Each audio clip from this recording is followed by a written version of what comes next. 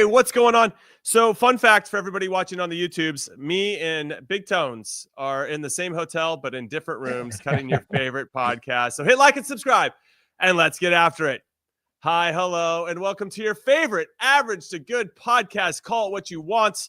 I'm Jimmy Conrad alongside Tony Meola and not Charlie Davies, who's over in London doing his thing with Thierry Henry and all of his buddies over there, leaving us hanging. But we have a lot to talk about because the Champions League group stages are done. The Europa League group stages are done. We're going to talk about the participation of our American players in those competitions. And we have a big derby coming up, Inter Milan versus AC Milan. That is going to be a cracking affair. I can't wait to get Big Tones' thoughts on that. We're going to talk about statues for MLS players, since Kobe Jones is getting his own. And who else maybe should be getting a statue? Maybe our very own Tony Meola. I think I would put my vote in for that for sure. And lots to talk about. As always, we want to get your comments in the chat, including this. We're going to be reacting to the reports that El Train, Ricardo Pepi, has significantly hurt his knee after a man-of-the-match performance for PSV against Liverpool. Now, if El Train, Ricardo Pepi that is, and Flo Balogun are out for the CONCACAF Nations League finals, semifinals obviously first, and hopefully we get to the final, which strikers should Pochettino call in? Drop your thoughts in the comments right now. We'd appreciate that. Big Tones, Champions League, Europa League madness, new format, lots of games, lots at stake for all these teams. Some of our players performed. Some of them maybe could have done a little bit better. Let's talk about notable Americans. And then I want you to get your thoughts on this overall. And this is really just the Jimmy Conrad show. And I'm just hanging with Big Tones, who's giving me nods of approval. Okay, You're so we doing got great, Weston kid. McKennie. Keep going. I'm going. Weston McKennie. He got to wear the captain's armband for Juventus. Unfortunately, it was a 2-0 loss against Benfica. Tim Weah got to start at right back, Weston McKennie at left back. Let's start there. What are your thoughts on him getting the armband, one? And then two of our more of our attacking players in our player pool, both playing outside back for Juve in the Champions League.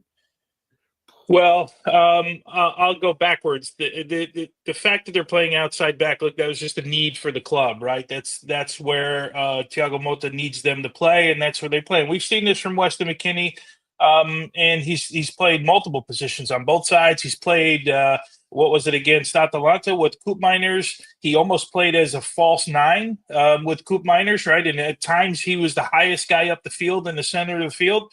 So we've seen his versatility. Of course, we know Timothy Weah has played a right back position a few times. He's played in a few positions as well. But Weston McKennie never ceases to amaze me with the fact that he does so many different things, which probably, Jimmy, to your first question, is the reason why Weston McKennie was given an armband. I said yesterday on whatever show we were doing, I think it was the post-game show, don't diminish at all the fact that an American player wore the armband at Juventus, right? It's a massive club. We might not look at it right now because of where they are, but this club, when you talk about the history of clubs, certainly in Italy and of course around Europe as well, and I should say around the world, it's a massive club. And given what Weston has gone through, I was trying to think of this as I was driving in today, because that was really one of the last things we covered yesterday. So it's still on my mind. And I'm thinking to myself, is there a player that has gone through like, we don't want you, and then you're in the preseason. We don't want you, then you're back in. We don't want you, you're back in. Normally those guys are the guys that would never wear an armband, would never get an opportunity, because in most cases, they're a headache, right, for your team. They're a headache. Now, his was a little bit different because it was a contract situation this year, and it seems like the agents and whoever Juventus had to deal with some stuff. Okay, that happens, but he got an armband in the game, and we did a segment on this. I think it was last week during match day. It might have been the week before. Who should be the captain of Juventus? Because they've had so many. I think they've had 8 now. And Mike Grella said, why don't we give this to Weston McKennie? This is a guy that wears his heart on his sleeve every single game and does anything that the manager wants him to do. So that's a massive, massive get for Weston McKennie. I don't know if he's going to be captain moving forward. He didn't do anything to not think that he couldn't be. But the fact that the manager would look at him, Jimmy, if you'd have told me 10 years ago, oh, yeah, we're going to have a kid playing at Juventus, never mind 2 players playing at Juventus, but then he's going to be the captain, I would have told you, Jimmy, you're out of your mind. I probably said that to you a couple times anyway, but if you'd have told me this, I'd have been like, yeah, you're out of your mind, man. It's crazy to think that he got it. Well, what's crazier, and I'm going to make this more recent, is that in the summer, his current manager, Thiago Motta, said he can leave. He can leave the club. He's not in our plans. 24 games later, or 24 games that Weston McKennie has played in later, he's captain? That's crazy. So yes, 10 years ago, totally agree with you on that. We're talking less than 10 months ago. This guy's become captain after being second choice, third choice, fourth choice, 2 years removed, maybe less than 2 years removed from not even having a locker or a parking spot anymore at the training facility. It's incredible. I mean, they could write a book about this turnaround. It is remarkable. So shout out to Weston for that. What was interesting is that when he got rolled out and was playing left back, because you never know which position he's going to start for Juve right now. Because left back, he's got Angel Di Maria. Like this is gonna be a long day, but I thought he did okay once he kind of got to the pace and understanding how Benfica was trying to attack. Benfica were excellent. I thought a really good performance from them. And you never want to play against Portuguese teams in European competition. They always find a way to be as difficult to play against as possible. And I thought Timo Weah right back, he could have done a little bit better on the second goal. Gatti, the Federico Gatti, the center back, not a good day at the office for him, and right off his right shoulder was Weah. If Weah maybe can anticipate when Gotti gets sucked into the central spot on the second goal, maybe he's a little more connected and get in a better position to block the shot. That said, it's his first appearance at the right back spot this season, so at least getting a start. So we'll see. We'll see how this goes, and more minutes for the Americans, but very proud for Weston to be able to wear that armband. All right, let's talk very quickly then about Gio Reyna because I want to get into this Ricardo Pepi news. It's big news. Gio Reyna comes on in the game for Borussia Dortmund against Shakhtar Donetsk, and it's 2-1, and he has a cheeky back heel assist 15 minutes after coming in, and you're going to take a look at it here if you're watching on the YouTubes. It is a spicy, saucy, and there's a lot of words and adjectives we could use to describe this, but just as awareness, understanding, I mean, this is what makes him special, right, Big Tones, is he's got this in his locker. Yeah. We have a lot of players that don't have this type of creativity. This is I guess, the beauty, Jimmy, and the frustration, right, of Gio Reyna. When you see him do things like this, and here's his, I guess, his youth team manager, right, for a little bit, the cheering. And, I mean, he's got this in his bag, and we're just hoping that he gets opportunities to use it. And, you and I were on, I don't know, a couple of weeks ago, and I said to you, like, he went in for 11 minutes that game, and I said, he's so smooth on the ball. I get he may not fit into somebody's tactics at the moment. Sahin obviously didn't use him. Hopefully now things will change for him. Plays like that at least open your eyes to say, oh, the guy's got a little bit of creativity, and he's got a little bit of sense of space and awareness and where guys are and touch of pass, obviously. And sometimes you got to improvise, and he's got that in his bag. I think we've known all of these things. I think we've known them for a while. We're just kind of waiting to see them on a weekly basis. Like, we're waiting to know that, like, I don't know about you, but I know you follow the Americans, but when I look at it, I look at Dortmund and I'm like, okay, if Gio's not playing, I'm not playing. Now the other, there's the Cole Campbell kid. If he's in there, I might take a look, obviously, but I want to know, like, if I'm now that Tyler Adams is fit, I know if I turn a Bournemouth game on, Tyler Adams is playing. I don't check the lineup. Right. And for Gio, I'm constantly doing it. I want to get to a point where I know Dortmund's playing at 10 o'clock in the morning. I'm going to turn it on and I'm going to know that Gio is playing because he entertains me when I watch him play. Like, I enjoy anyone that's ever listened to me for 15 years on the radio and television. And I like creative players. I like to give them freedom. I like when they have freedom. I think if he gets under Pochettino and is fit and can play and can get some minutes, he will show Poch his worth. But I still think he obviously, and I think we all think, he just needs more minutes. But yeah, that's a glimpse of what he can do. I still think his biggest attribute is his passing range, his vision. I mean, Go back to the Mexico game in Mexico when he sliced and diced like 8 players. You're right, and he gives you another glimpse of something else he can do. Just needs to do it week in and week out, and of course, being healthy. Being healthy is a big part of that. Being healthy, and for someone who's a creative, being trusted in a sense where he can make mistakes, and it's not going to be he's pulled out right away, right? You have to give creative some room 100%, to explore. 100%. And I don't know if Dortmund is maybe the best situation for that. We'll have to wait and see. They just hired a new coach, Niko Kovac, who played in the Bundesliga for a long time, coached in the Bundesliga many times over. So he was at Eintracht Frankfurt first, won them their first DFB Pokal, the first trophy since like 1988 when they beat Bayern back in 2018, I believe. And then he went to Bayern, won the double. He had a quote, which I thought was interesting when he was at Eintracht, that said he loves playing with wingers. And that when he sees Ribéry and Robben on either side, it makes his heart flutter a little bit. And then when I think, okay, so taking into what no way, really? Yeah. And at Eintracht, he played a 3-5-2. Those two guys. Yeah, I know, like some of the best wingers of all time. But he played a back 3 at Eintracht, and obviously had some great success with it. And then when he went to Bayern, obviously he then got to coach Ribéry and Robben. So when I think about what Dortmund has from a winger perspective, then you have Gittens.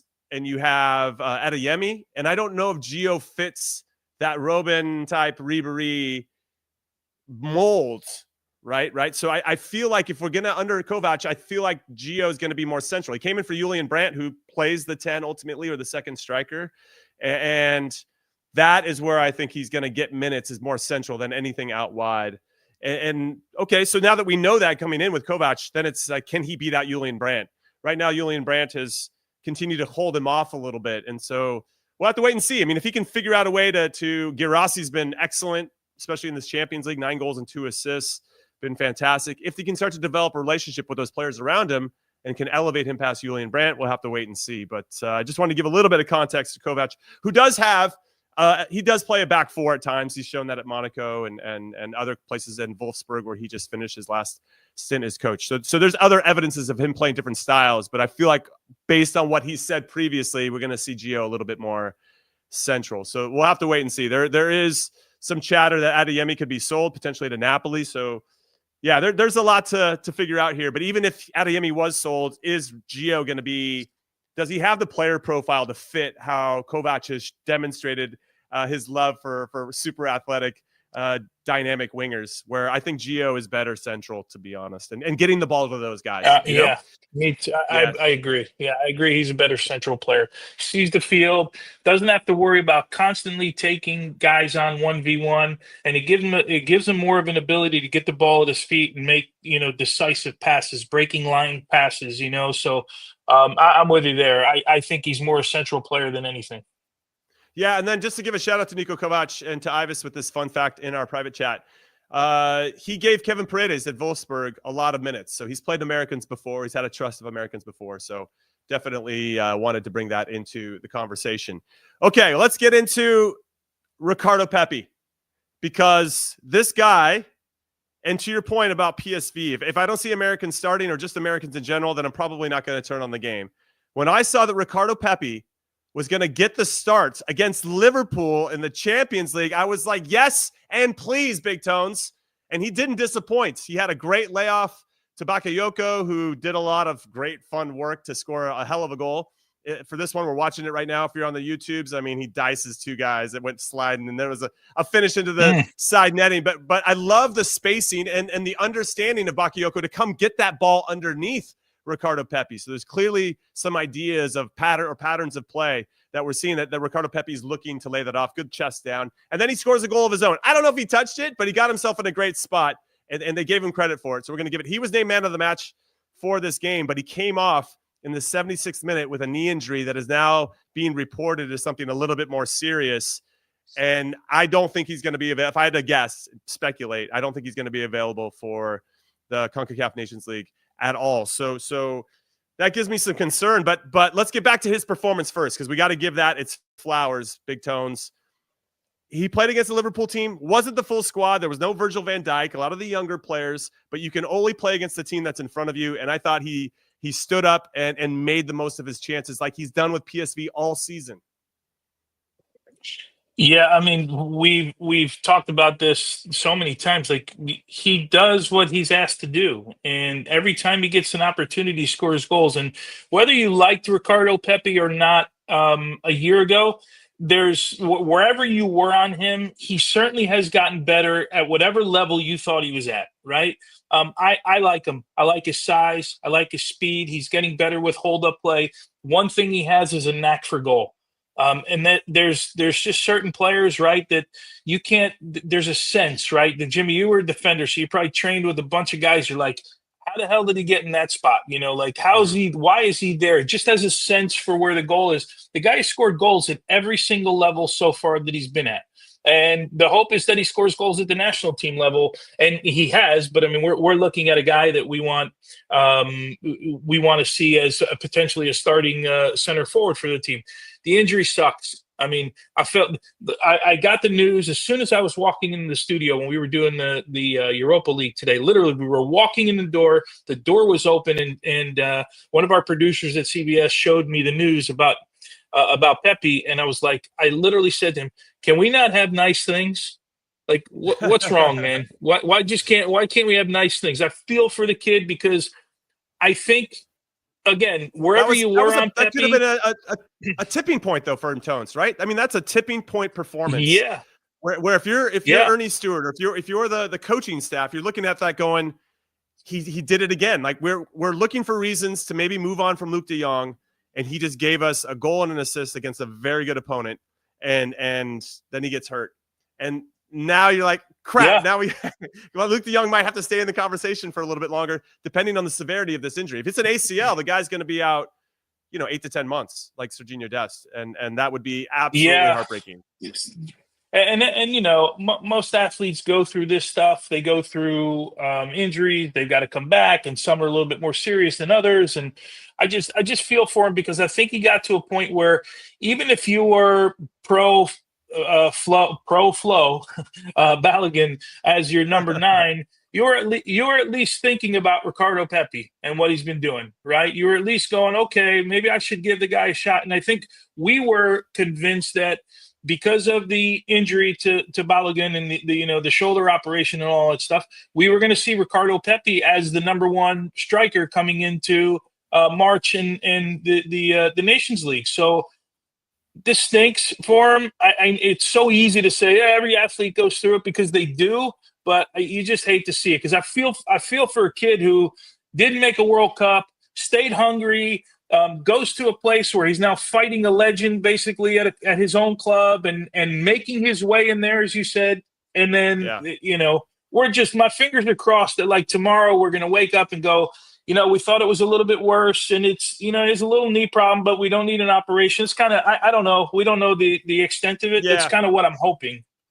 Yeah. According to De Telegraaf over there in Holland, they're saying that it's not an ACL. So that's good news based on what we're seeing some publications over there, but obviously we'll have to wait and see. Another bit of news around Ricardo Pepi. PSV rejected a $26 million bid from West Ham for him. And I think that's a good thing ultimately, because that means that hopefully PSV's promising him that he's going to get more playing time going into the future, which is good. And Eredivisie is a good spot for him. PSV is a good spot for him. I still believe he needs to learn how to be the starter, if that makes sense, right? We're talking about that with Gio as well, where, okay, Luke de Jong's out of the picture. I almost said out of the photo. That doesn't make any sense. Out of the picture. And now you're the guy. And so now that you're the guy, I need him, and this goes for a lot of our younger players, no matter what level. Now that you're the person that we're trusting to run the attack for us, score goals, be important. Well, what happens when you go through a run of, let's say, 6 to 8 games where you're not scoring? How do you fight through that? I mean, that's still a skill, and therethere's an art to that, right? And 100%. That's a great point, Jimmy. A mental and emotional thing. So I'm glad I bring that up because if he had gone to West Ham, okay, cool. It sounds romantic and you get to go play in the Premier League, but they're not settled in yet. And they've got a new coach too. And they've got a new system. And I just don't know if that would have been the right situation right away. It's going to happen for him. But from a PSV perspective as well, if he comes in and is the guy, and shows that he can replace Luke de Jong, and say he gets 20 to 25 goals next year when he's healthy and the number one guy at the 9 spot, then you could probably sell him for twice as much. So I think there's a lot of reasons for him to want to stay at PSV for both the club and for the player. And so we'll see how that all works out. But first and foremost, I hope that he's healthy. Now to put a bow on this conversation, with Balogun out for the Nations League, with Pepi most likely out for the Nations League, is Tim Weah our guy? The guy that just started at right back for Juventus, the Champions League? Is he our best option at number 9? We got Josh Sargent, who's back in the fold, right? But I mean, we might have the right back for Juventus in the Champions League starting as our number 9 in the Nations League, and that's hilarious. You probably would have brought, if Pepi was okay, you probably would have brought Pepi. You probably would have brought in Josh Sargent. Who else would you bring into camp at this point? Would you is Adjiman a guy that showed you enough to bring? I'm just thinking about guys you would have brought in. Forget about who's going to play, right? Is Adjiman a guy you would have brought in? Yeah, maybe. Who are the other guys? Do you know, how'd you write? Or Brandon Vasquez, can he get off to a quick start with his new club, Austin? You would think about bringing him in. And then after that, it's probably Hadji's still hurt, right? So that's not an option. Thinking off the top of my head here, it would be Timothy Weah. I mean, who else is there right now? So now you're down to 3. You're down to Sargent, Adjiman, and Tim Weah. Who is there anybody? Brandon Vasquez. Vasquez. That's another option as well. We saw a comment there from Gordo that I don't think anybody should be handed the number 9 spot. Sargent's just kind of getting back into the team. I agree, but I'll bring into the conversation though is, well, you've been a part of this, Tones. We both have, where when you go into these types of camps, you don't really have that much time because it's in the middle of the club season. So you're around the group for 2 or 3 days. There's no full trainings. There's not like you're going to be able to compete with the other guys to see who's the best number 9 in these trainings. That should probably already be determined. So ultimately, what I'm saying is it's probably going to be club form going into it. I still feel like Tim Weah is going to have the advantage, given that he's already demonstrated that he can play that and play it well for Juve. If Sargent obviously walks into this camp scoring a ton of goals, or if Adjiman or Vasquez start MLS on fire, then maybe there's a different conversation to be had. But for right now, I'd put my money on Tim Weah. All right, we're going to take our first break of Call What You Want. When we come back, we're going to talk about AC Milan and their disappointing loss to Dinamo Zagreb in the Champions League. And we'll just talk about our thoughts on the Champions League overall. Don't go anywhere. Gives it to Jenkins for the championship. A 16 beats a 1. From sweet to elite to the Final Four.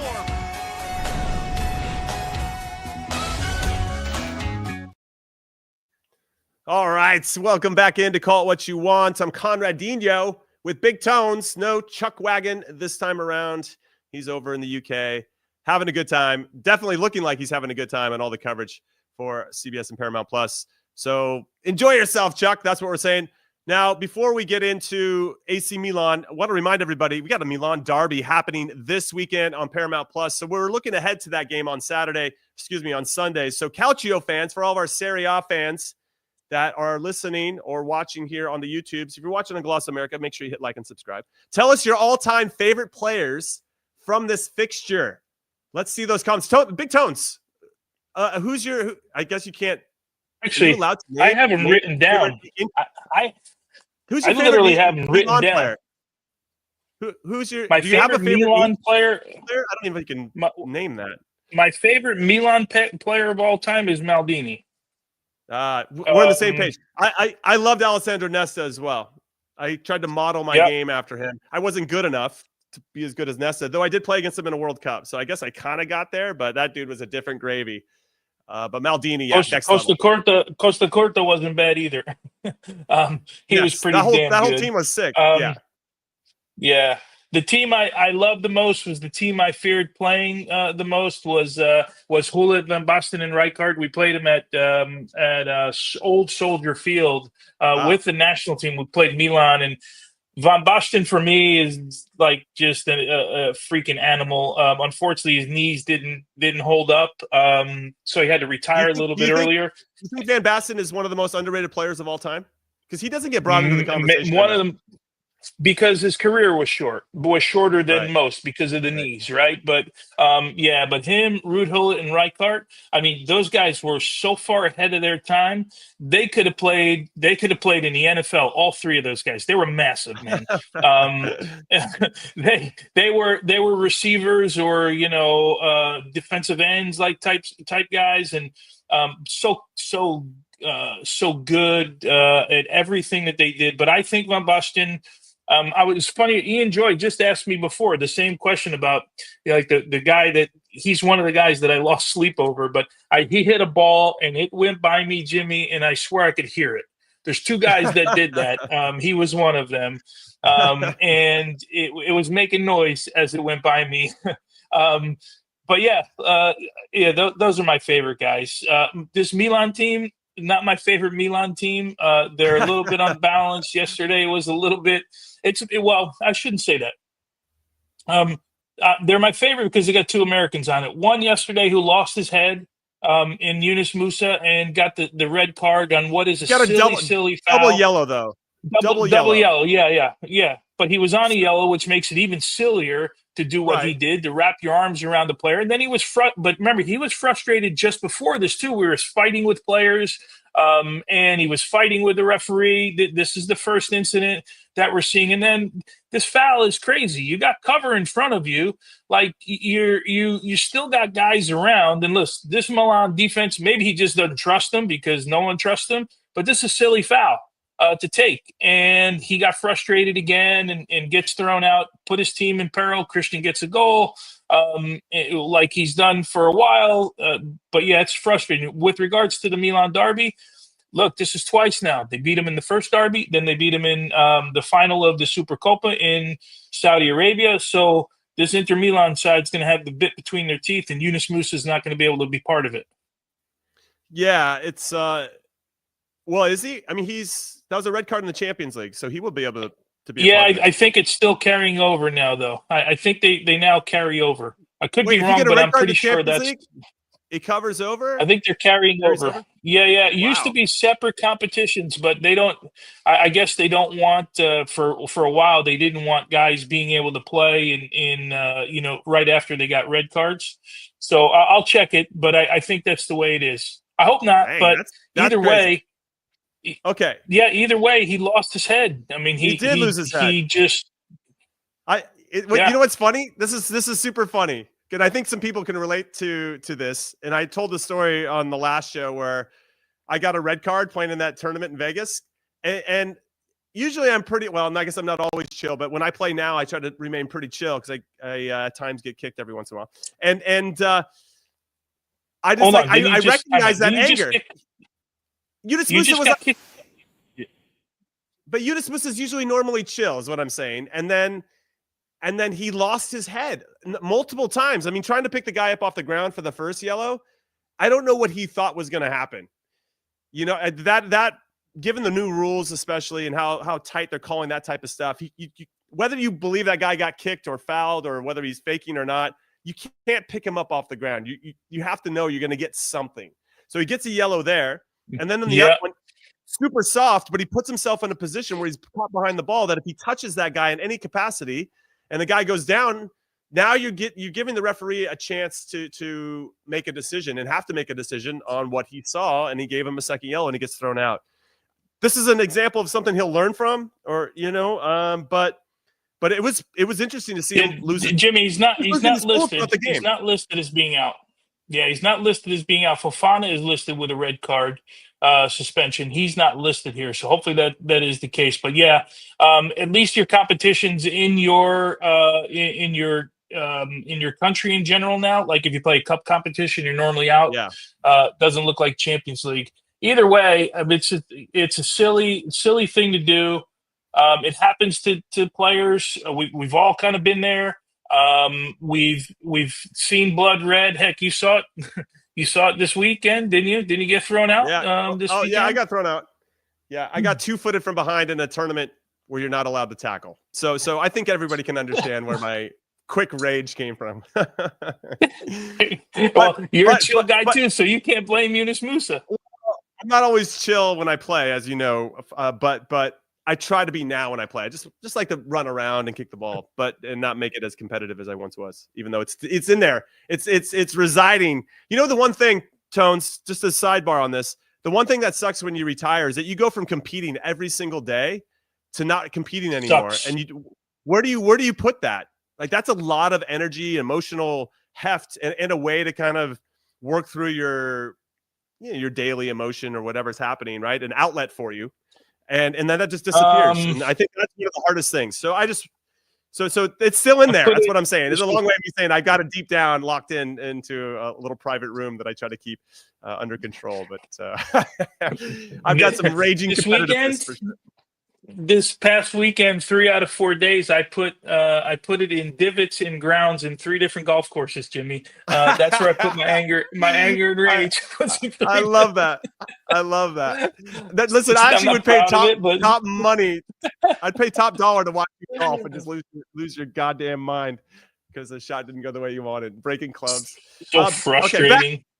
Back to the Milan derby.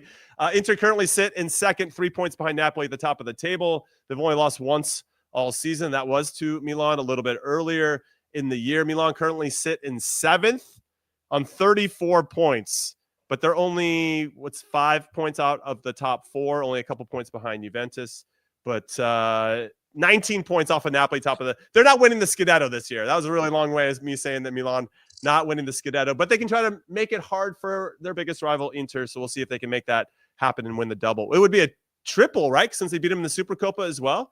That would be pretty remarkable if Milan could win 3 straight games against a very good Inter team, who I would put as a dark horse to win the Champions League. They're plus 1,400 right now. That's pretty crazy, all things considered. Yeah. I know Milan have a game in hand, but let's talk about Christian Pulisic, because the guy's super steady. I love that about his game. You can count on him to give you a 7 or 8 out of 10 every time he steps on the field. And really, I think what was holding him back before was just injuries, right? He just couldn't find that rhythm. And similar to what we were saying about Gio Reyna, he's getting that trust. Like, even if he makes a mistake, it's not the end of the world. And it takes a while for young players to get into that position. And we see now that Christian has evolved into a very good professional. And I've been really impressed by how he's performed. He found a way to score once again. Maybe the goalkeeper should save it, but who gives a shit, right? It hits the back of the net. It gives Milan a chance to potentially get back into this game. And he's still fighting and trying to make plays happen. And again, I can't say enough about his mental and emotional capacity to stay focused, not get caught up in all the other stuff like Musah did, and try to make plays and keep driving Milan's attack. One of their most important players, if not the most important player for Milan this season. He scored his 4th goal in the Champions League, which is the most ever for an American. We give this guy his flowers pretty much every weekend. I wonder how he's going to perform against Inter, because they're going to be stacking him up at this point. And I guess that's the next challenge. Well, do you remember? Right? Do you remember the goal he scored against Inter? He did. The one he dribbled down the middle, and he actually did it before the goal too. It didn't score, and then he did it again and scored in that derby. And remember, that was Fonseca's job on the line. He was getting fired if they didn't win the derby. If you can recall back to that moment. So he saved his job for a little while. So hopefully he's got an edge about him, man. I think he gets he's a great kid. If you know him, he's a great kid, and I'm lucky enough to know him and the family. And I think we're seeing it in the doc, right? The 2 episodes of the documentary on Paramount. We're getting an idea of who he is, but the kid's got he's got fire in him, man. He wants to win at everything. Just some people do it in a different way. I think you and me, when we played, we were a little bit, I don't want to say louder, but more vocal about it, right? We wore our heart on our sleeve type thing. He just goes about it in a different way. And some people, I think, interpret that sometimes as he doesn't have the fire. I would suggest that I would never make that mistake with Christian, having known him since coming up through the youth national teams. When he was, I think the first time I saw him, he was 14 years old. And I'd heard about him because, I played club ball with his dad. And he always had it. He just has it in a different way that doesn't translate to the way some people want to see you have fire. It's just a different way. All right, so a couple things to note then for this Milan derby that's happening again on Sunday on Paramount Plus is Christian Pulisic. He's going to get stacked up by Inter. He's going to be a marked man. Can he still find space and have success? So that's one to watch. Yunus Musah got a red card in this one. He'll be available for this game, but has he lost Conceição's trust because he lost his cool? Something to keep in mind. I think we'll see him start, but we'll have to wait and see. And then the last one, Big Tones, this is actually not a note for the game. This is just the next note about Milan.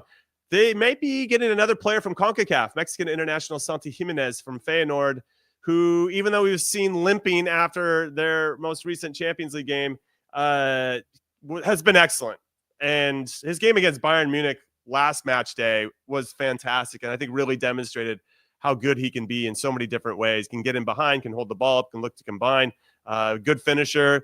How are you going to feel if this goes through? Because Alvaro Morata looks like he's on his way to Galatasaray. Having a Mexican international on your favorite club team, Big Tones. I mean, can you as an American international, can you support a Mexican international on your favorite club? How does that work? I don't know what the rules are. I've worked this out in my head. And if this happens, of course, and it seems like it's getting closer, I'm like, when he scores, because I'm like, yeah, Milan. Like when that's what I'm going. Yeah, Milan. That's what I'm going with. Just the generic, yeah Milan. The Milan. When Christian scores, I'm like Pulisic, and I'm going nuts. Right. And that's going to be Who knows? So I think it's an interesting move. I was going to say, you bring in Gimenez into the team. Morata, Tammy Abraham, not really panning out the way that everybody hoped they would. Again, Morata probably on the move to Turkey. Abraham will have to wait and see. But what do you think Gimenez does? And do you think that will help create space for Christian to have even more success? Well, I think what they need is somebody to occupy forwards. I'm a fan of Morata, and I think this is interesting because he signed a 4-year deal at Milan. But it will give a reference point up top because Morata likes to play so deep. Can he get on the end of things? The whole connection with Pulisic and Gimenez and those two being on the same team will be interesting. Of course, they'll get along and they'll fight like crazy for Milan. But he's hot right now. Did he score 1 or 2 yesterday? I can't remember. We saw 36 games in the last 2 days, which is like, never do that to yourself again until next year, of course. But he's in form right now. We've seen him at times, have this kind of form. And then, of course, there's been a couple of injuries along the way. He hasn't been able to get into the Mexican side as their steady number 9 for a couple of managers now, Jimmy. There's been a couple of managers in a row who haven't used him as the number 9. So that's really interesting. But the hope is that if this does happen, of course, then he and Christian will get on the same page pretty quickly. But I'll be the Milan guy when he scores. So I wonder how it's an interesting move. Celebrate when Christian assists Gimenez on a goal. But great ball, Christian! Yeah, great ball, great Christian. Yeah, well, Santi's been playing out of his mind, to be honest. He had a goal in this game against Lille. They lost 6-1, but he had the lone goal. He came out in the 28th minute. Again, there was some video of him kind of hobbling after the game. We'll have to wait and see the significance of that injury, how severe it is, I should say. But the guy's been absolutely on fire. He's got, 1, 2, 3, 4, 5. He's got 10 goals in his last 10 games. He's got an assist in there as well. The game that I was really the most impressed with was that Bayern Munich game where he had 2 goals, backing that up with another one against Lille in European competition. He's another one from our area of the world in CONCACAF where he continues to evolve and grow and is taking the most of his opportunities. And we'll see if that translates into what Milan is doing, if he can get over there and obviously be healthy. All right, we're going to take our next break of Call It What You Want. When we come back, we're going to have a fun conversation about Jhon Duran because that guy played at Chicago Fire and now he's being sold to Saudi Arabia for like a good $1 jillion and what that means for the Chicago Fire in particular. Then we're going to talk about statues because Kobe Jones is getting one with LA. Who else deserves one? That's what we're going to talk about. And so you should come back and join that conversation. The clock never stops. Relive the greatest moments with uninterrupted highlights and more. It's Gareth Bale. Ronaldo! Wonderful goal. on the UEFA Champions League channel. Streaming free. All right, we're in the stretch run of Call It What You Want. I'm Jimmy alongside Tony, and we have an interesting part of the conversation here. Now, the first thing that we want you to do is, if you get to tell us this, you have to tell us this. If you can erect one statue for one MLS legend, who is it and why? Drop your answers right now in the live chats. Now, before we get into the statue conversation, because I've been angling for one from Kansas City for quite some time. Maybe you have as well, Big Tones. Chicago, the Chicago Fire, who've been taking L's season after season. And I still can't believe they turned. Remember that bad logo they had? That was the worst logo of all time. And they went from SC. I was there for that. Woo! That was rough. That was rough. It almost Boss Nation rough, right? But with Chicago Fire, when they sold Jhon Duran to Aston Villa, they had a sell-on fee. So if they would make a sale, or they would get any money that for any, whatever, I'm not even saying this right, but there's a sell-on fee. So now he's being sold to Saudi Arabia for reportedly what, $80 million? It looks like the Chicago Fire could get 8.8 million or 8.5 million reportedly. That's 15% sell-on clause. Like, it's crazy. They're finally taking a W. Chicago Fire getting a W, probably for the first time in a long time. And I like that they made that deal with Aston Villa. They sold Jhon Duran for 22 million. And then, I mean, Villa's going to make a ton of money on this as well, but everybody wins here, including Duran, who's probably going to get paid some real cheddar in Saudi Arabia, Big Tones. But yeah, what are you thinking about this? What are you thinking about this? Well, yeah, Jim, remember I was there when he got saw there. Duran. Yeah, you were out there. Duran. What I said. He was, so he got bought the first year. He got bought the first year I was there, but couldn't come. He was playing in Colombia. I think it was 1.1 million. He couldn't come because he was too young. He had to wait a year, so he's staying in Colombia. So they loaned him back to his club. He came. They played him as a right winger. And quite honestly, he didn't play well. When he played as a center forward, he stretched things, but you could see he was really raw. They ended up selling him. I thought that they had already won with him. They ended up selling him for a boatload of money. I was in the teens. I can't remember exactly what it was. By the way, they've won quite a bit with regards to selling players. Gaga Slonina, another one for 15 or something million with some add-ons and some sell-ons after that. It started with Przemysław Frankowski, who was playing there, that they sold for $4 million in France, and then he turned into a Polish national team player playing alongside Lewandowski. Like, they've been selling players. That was good. These sell-on clauses, I was talking to our producer Des a little bit earlier about this. This is a staple in MLS. And I think what we're seeing is guys that are getting sold for sometimes looks like, not so much money, but then going to develop is what the hope is. You hope you sell these players, they go develop. I'm imagining there's another sell-on fee for Ricardo Pepi, although this is his second move, right? He went to Germany first, so whatever they sold him there for, they probably got something for him. His next move after the second move, you're not getting anything unless you got a really airtight contract that you negotiated with somebody. But this is a massive one.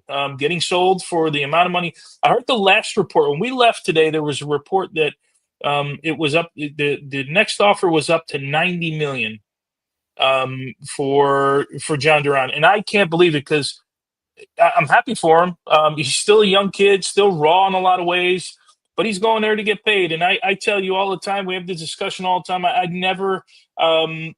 never begrudge anybody to make a move for a boatload of money, wherever it is. I don't care how old you are, because everyone who says, "Oh, I can't believe he doesn't want to compete, he doesn't want to do this," we don't live in their shoes, right? We have no idea where they came from, what their lifestyle was, what you would have done. Because I guarantee you, most of the people who say that stuff, you throw this bag of money in front of them like this, Jimmy, and you're looking at whatever it is, $500,000 or $1 million a month or $2 million, whatever it is, like, you're going, right? You're going.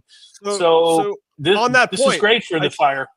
He's only 21, Jhon Duran. So okay, he goes to Al Nassr. They're currently in fourth in Saudi Arabia, playing with Cristiano Ronaldo. right? So all of this stuff's, even with being on Ronaldo's team, you're going to get probably an elevated boost on social media. Like everything just gets elevated. And he plays 2 or 3 years there, probably making 12, 15 million. I don't know what the tax situation is there, but I'm sure it's advantageous to the player. You go make that money, which would take you maybe twice as long, 3 times as long in Europe. He comes back he goes back to Europe 3 or 4 years later. He's still 24, 25. I agree with you. I mean, everybody's going to be having to make decisions that's best for them and for their families. And they could potentially get generational wealth here, right? Not only taking care of his kids, but his grandkids. I mean, there's just a lot to factor in. 100%. Yeah. So yeah, I don't begrudge the guy for doing that, but I also think because he's so young, he can easily come back in 3 or 4 years, made it his money, now can get after it and be competitive. You just hope that he doesn't lose that edge of wanting to push to continue to get better.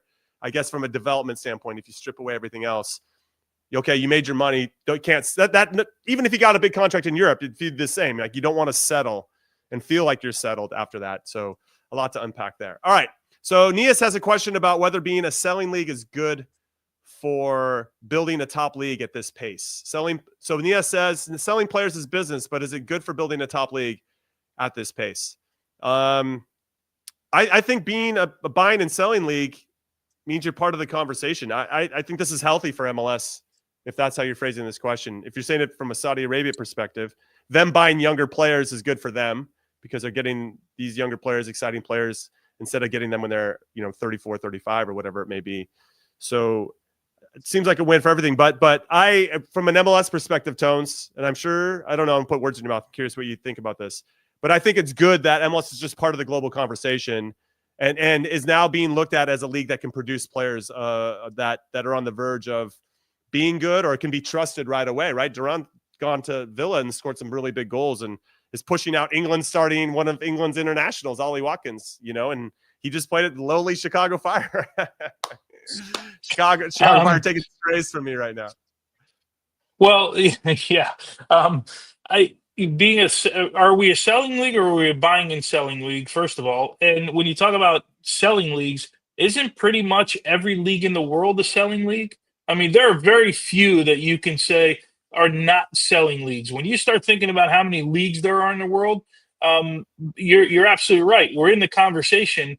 It also, by the way, let's give credit to the Chicago Fire. They found a player, right? Yeah. They developed them to a point where they sold them to a Premier League club who, okay, I know at the time that they bought him, the Saudi Arabian league wasn't really a factor in the market, right? It's happened over the last 3 years since Cristiano Ronaldo went and all that stuff.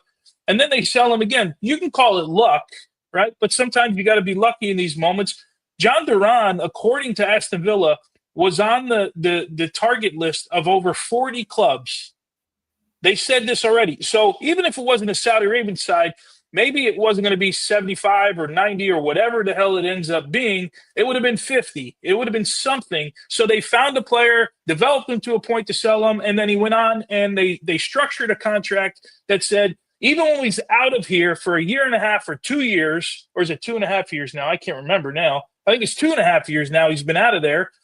We're still going to get paid, and we're not even going to develop them. Like, think about conceptually what a good job they did. We can bash the Chicago Fire about a lot of things, right? But this is not one we can bash them for. No, I know. Right? That's true. Yeah. And what's crazy is that Jhon Duran, not even a regular starter in Europe. I mean, it's still like they're paying for potential. And he clearly has a knack for scoring good goals and being clutch, right? And having that feel for being clutch. But good business by Chicago Fire. Long may that continue. We'll see if Greg Berhalter can turn around that club this upcoming season in MLS. All right. So speaking of MLS, are there any other under the radar players out there that you think can have a Jhon Duran type trajectory where maybe it's not Premier League, we can get sold to another club and that there could be a big sell-on clause down the line? I have one name. If you want me to go first, I can, but I have curious. One, but it's going to sound like recency bias, but go ahead. Well, maybe mine's the same. I'm going to go with Gabriel Peck from the LA Galaxy. Now they got him from Vasco da Gama for $10 million. That guy comes in, helps them win MLS Cup, 19 goals and 15 assists in 38 games in all competitions. Just been excellent. It took him a little while to find his feet and obviously get settled into how Greg Vandy wanted to play. He's 23 years old. I could see him making a move right now on that website Transfer Market. Though they bought him for 10, he's currently valued at 12. I could see them getting maybe 15 to 18, potentially 20 if he starts MLS in the same vein that he finished it in the previous season. So he was the one that kind of jumped out at me. Maybe he's a little bit too young to be part of this conversation, or too old at 23. Maybe the ask is more like who are the 18 or 19-year-olds. I feel like McFarland from NYCFC just went to Man City. He's a younger one. Kevin Sullivan. Those guys have already been signed. I'm talking about players that are already in MLS and maybe are getting interest from overseas, but aren't linked to anybody or are actually signed and being loaned back. He was the guy I was talking about. He was the guy that we just covered him in the final. Yeah, you said Peck then as well. Yeah. Gabriel, the other one that comes, that's what they say. There's two other that come to mind, and again, I talked to Des today, so I've been thinking about this a little bit. The Luca Orellana, although he's at FC Cincinnati, I think he's 24 years old, and the other one that comes to mind that I keep, when I went to cover games and when you talk to the coaches and people in and around the team, the young kid from LAFC, David Martinez. They really like him.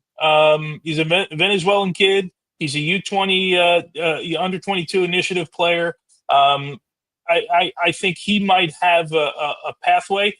But you're talking about, I don't. If you're asking me, do I see somebody that is going to be a $90 million player 3 years after they leave MLS? The answer is no, right? No, I know this is an extreme circumstance, and we wouldn't have said that about Duran when he was here either, though. Right. Yes, Duran, but 8 or 10 goals, 20 appearances, but like you wouldn't have been like that guy's going to be sold for $90 million in 3 years. It's impossible. Right. There's a couple of young players. The American kid that I think. And what I was thinking was guys that have a progression over the next couple of years where they get sold to maybe, I don't know, if it's not the Premier League, it's, Spain, or you get sold in, which, by the way, we need to break into the Spanish market with American players a little bit more, in my opinion. Serie A, let's use Serie A because they're starting to like American players. Serie A, then another move after that to a bigger club. That's kind of the path I was, thinking about. Is McGlynn in Philly. I think the kid's got upside. Now, that has nothing to do with his time here recently with the national team in January camp. I thought this for a year now. Watch the kid play, and hopefully he comes good in that regard. Yeah, interesting. It's going to be fun to see which players, we should say, are going to be the next ones that emerge to be. I don't know. I don't think we're ever going to get 90. That seems like an anomaly, but that's a big number, man. That's a big number. Yeah. But maybe somewhere else, 20, 30. We'll have to wait and see. It should be pretty interesting. Okay, so we teased statues at the start of this segment. We want to see some answers. What'd you guys say? We asked everybody as a reminder, if you could erect one statue for an MLS legend, who is it and why? Here's my pick, Tones. I want Carlos Valderrama to get a statue. That guy was an unbelievable player. Now, not only that, and one of the thrills for me, I remember watching him play in the early days of MLS. He was MLS MVP in '96, the official year. The Tampa Bay Mutiny were the Supporters Shield winners in '96, even though DC United ended up winning MLS Cup. There was something about his game that was so special, not only about playing for Tampa Bay and an MLS, but also for his national team. And I remember thinking when I was watching him on TV, if I could ever play in MLS, what a thrill it would be. One of the goals of my life as a defender is to steal one ball and to read one pass from Carlos Valderrama. And I ended up doing it, and it was amazing. It was awesome. Yeah. He tried to do one of his no-look dummies, and I'd watched him play so much, I knew it was coming. It was almost one of the easiest reads because I had just been studying his game. Now, what I want out of this statue, though, and I don't know where you'd put it for Valderrama because there's no Tampa Bay Mutiny anymore. I know he had some time with the Colorado Rapids. When I played, he was the best smelling player I had ever played against. That dude wears so much cologne. So if we have a statue of Valderrama, one, there's some really bad statues out there. They got to get his hair right. So they got to get his hair right. And then that statue needs to smell good anytime anybody walks past it. Those are my asks. Valderrama, baby. LP It's man, gonna let's spray. go. I love that guy. It's gonna spray the city when you go by. It's gonna like spray cologne, like a mist Yeah, around exactly the right. You're statue. like, Is that oh what it is? man, I just got LP babe. It was a spray of cologne. He Well, what are you saying? he would have to be Tampa Bay, right? But he only played there like 2 years total. Like he was there because then he went to the what was it? Not Inter Miami. It was Miami Fusion. Was it Miami Fusion? Thank you. He went to the Miami Fusion. I had a meltdown with Kansas City at halftime of a Miami Fusion game, screaming about Valderrama. I was like, how the F is this guy open all the time? I'm like, this guy's got a hair like this. We prep all week. And they're like, and I can remember Kerry Zavagnin, who's the assistant coach in Kansas City, going, dude, I can't find him. And I'm like, what do you mean he can't find him? Look at his hair. Like, we prepped all week for where he goes. He's like, every time I look, he's 10 yards away from me. All the time. And I'm screaming like a maniac, I'm screaming. McHugh in the locker room carries the bag. I'm going off, Jimmy. I'm like, what do you mean you can't find them? And I'm screaming at them. And they're like, you just don't get it, man. You just don't get it. We're getting our ass kicked by that team. It's 120 degrees in a mid-afternoon game in Miami. I wasn't having any of it. We got our ass kicked that game. I think it was 3-1, but it was like one of those 3-1s going on, 6-1 at the time. But yeah, the guy was incredible. How he was opened. He was open all the time, and it was like Jimmy had a bubble around him. Like they're gonna have to put a bubble around the statue too, because you can't get near him. And because he couldn't outrun you, he never outran anybody. But he had the was ball strong all the though time. In that space, like holding the ball up. He was strong, incredibly strong. All the top, let's say, creative players that I played against during my career, you could never get the ball off of them. That could be Cuauhtemoc Blanco. It could be cute as a button, Guillermo Barros Schelotto. Obviously, when you're playing, I got to play against Zidane and these other guys. Like you cannot. Riquelme was another one. Like they just put their arm up, and you're not gonna see the ball. They have the ball as far away from you as possible, and then they're going to go, and just for fun, they're going to go make the right pass out of any situation, right? They're just so good at understanding the rhythm of a game and where the space is. And Valderrama was another level. One of the fun stories that I heard about Valderrama when I was playing, and something that inspired me and something that I thought about when I was trying to get better as a player, was that he never lost the ball in 5v2, right? In little rondos, the warm-up 5v2 stuff. And when he did go in, he was so pissed that he lost the ball. Like he took so much pride in never losing the ball that he, I guess, became an animal and would just 2-foot people all over the place to try to win it back. Like it was just, and I thought about that. Like, okay, we're talking about a world-class player, right? And so you hear about these stories about the guys that are considered the best to ever do it in their positions. And what are the little things that make them the best? And I remember being in awe of Valderrama because of his approach when nobody's watching, right, outside of his teammates, that he just took a lot of pride in what he did and how he did it and made it an art form. And so I thank Valderrama for that mentality and that attitude, because I tried to embody that as I got better and grew as a player as well. So just sharing that story. Any other statues we throw out there? No. He was a frustrating player, but beautiful to watch. We played against him in the World Cup, obviously, in '94.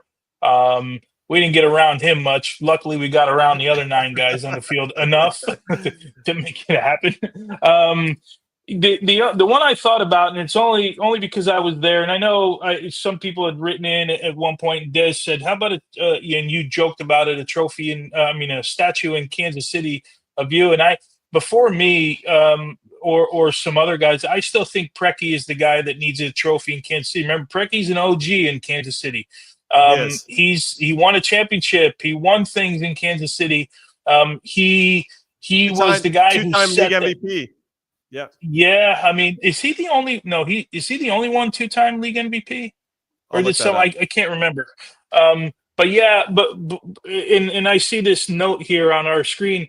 I'd love to think that I should get a trophy or statue. I don't want a statue, but Preki's before me, no matter what.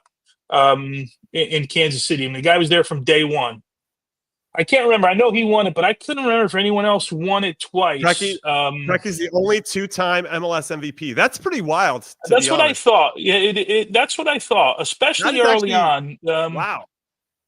Yeah, that's pretty crazy, man. But he was the one that came to mind for sure. I thought, and I was trying to think like, I think and you would know better because you're up in that area. I would think that Chris Wondolowski in San Jose, right? Guy broke scoring records. DC, I was thinking of the hard teams. I think DC United is hard to find a guy, right? Because you would have Echeverry, Jaime Moreno, Eddie Pope. Forget LA. Like you could go a bunch of different ways with the LA Galaxy. From Landon to King, Kobe obviously is getting his. That's why we have this conversation. Yeah, so congratulations to Kobe Jones for getting a statue. Well deserved. When I went back and looked at the 10 original teams in MLS, so you had Colorado Rapids. I looked at the roster, which maybe that's not the best thing to do because you just look at the 96 roster and guys needed to have success over multiple years to be considered for this. But Marcelo Balboa jumped out for me on that one. Marcelo, I said that last podcast. Yeah. Yeah, good one. You Columbus have Marcelo Balboa. Brian McBride was the one there that you could potentially consider, but he also played for Chicago. Frankie Fire. Hayduck. You have Hayduck's still there. He's like the ambassador, man. He ain't leaving, bro. I love going to games there. A couple weeks ago. Yeah. Yeah. You mentioned what's his name? Scalotto, right? Won a championship there, right? That guy was so good. Yeah. So good. Yeah. I had Jason Kreis for the Dallas Burn just because he also had Dallas, of course, coach. Precky. Who else would be a candidate in Dallas, Jimmy?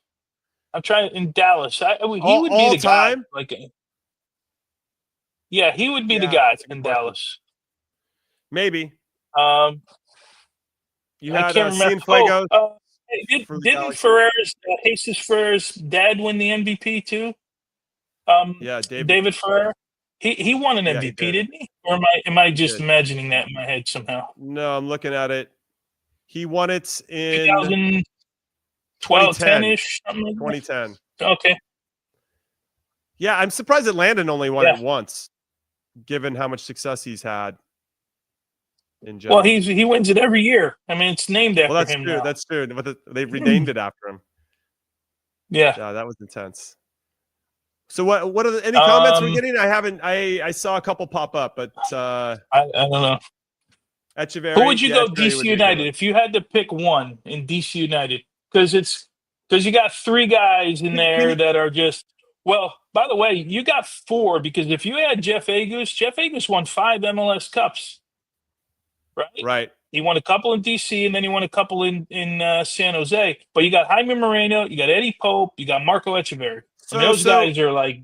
Could they maybe potentially take a cue from that Manchester United Trinity statue that's outside of Old Trafford where they have George Best, Dennis Law, and Sir Bobby? They would have to, right?